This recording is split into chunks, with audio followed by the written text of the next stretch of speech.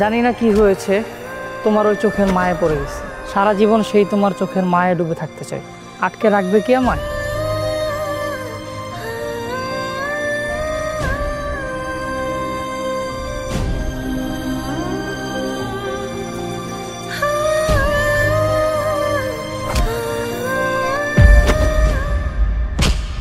আমি শাকিল যতদিন বাইচা আছি, গ্রামে আনাচে কানাচে কেউ কোনোদিন মাদক বিক্রি করতে পারবো না।